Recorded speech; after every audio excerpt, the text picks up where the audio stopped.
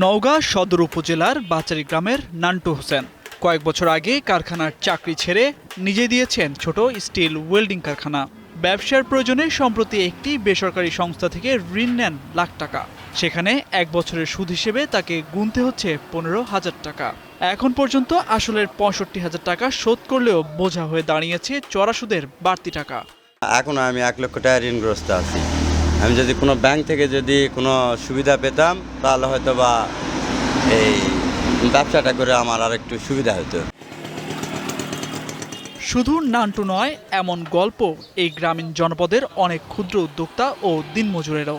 বিভিন্ন প্রয়োজনে ঋণ করে আটকা পড়েছেন দাদন ব্যবসায়ীদের পাতানো ফাঁদে। তারা বলছেন, ব্যাংকের ঋণ পেতে জমির দলিল জমা দেয়া সহ অন্যান্য শর্ত পূরণ করা অনেকের পক্ষে সম্ভব নয়। তাই বাধ্য হয়ে চড়া সুদে দাদন ব্যবসায়ী কিংবা বেসরকারি সংস্থা থেকে ঋণ নিতে হচ্ছে তাদের। এতে নিঃস্ব হয়েছেন অনেকে।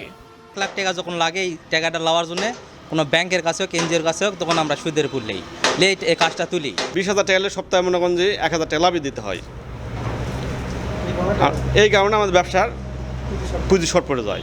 সরকারের অর্থনীতির যে প্রবাহ, সেখানে গ্রামীণ জনপদের মানুষের জন্য মানে অল্প সুদে ঋণের ব্যবস্থা করা, তাহলে মানুষকে এই দাদন ব্যবসায়ীদের যে ঋণ, তীব্র ঋণ, যে ঋণের কবলে পড়ে মানুষ সর্বশান্ত হয়ে ভিটামাটি ছাড়া হয় আত্মহত্যা করছে, সেখান থেকে মুক্তি দেওয়া যেতে পারে। এদিকে বিদেশে গিয়ে নিজেদের সংসারে আর্থিক সচ্ছলতা ফেরাতে অনেকেই কম সুদের ঋণের জন্য ভিড় করছেন প্রবাসী কল্যাণ ব্যাংকে। তবে ঋণের শর্ত সহজ না হওয়ায় ঋণ পাচ্ছেন না অনেকেই। বাইরে মানুষের কাছ থেকে লোন নিলে সুদের টাকা দিতে হবে, সেই জন্য আমি এই প্রবাসী কল্যাণ ব্যাংকে আসছি লোন নিতে। হয়তো 10 লাখ টাকা একবার গোছাতে পারছি না, এই জন্য আমি যেতে পারছি না। কোনো ব্যাংক যদি আমাকে সহযোগিতা করে তাহলে আমি যেতে পারব। প্রবাসী কল্যাণ ব্যাংকের কর্মকর্তারা জানান, বিদেশ যেতে ইচ্ছুকদের সর্বোচ্চ 3 লাখ টাকা দিচ্ছে প্রবাসী কল্যাণ ব্যাংক। এছাড়া ব্যবসায়ীদের দেওয়া হয় সর্বোচ্চ 5 লাখ টাকা। ব্যাংকের এই শাখায় প্রায় 1,882 জন গ্রাহক রয়েছে, যার 90% গ্রাহকই প্রবাসী। ঋণ দেওয়ার ক্ষেত্রে যাতে প্রতিবন্ধকতা না হয়, সেক্ষেত্রে আমরা তাদের কাউন্সিলিংটা সময় নিয়ে করি এবং তাদের যে ডকুমেন্ট লাগবে সেগুলো আমরা প্রপার কাগজ দিয়ে থাকি। হস্ত ও কুটির শিল্প উদ্যোক্তাদের বিসিকের পক্ষ থেকে সহায়তার কথা জানান বিসিক শিল্পনগরীর কর্মকর্তারা।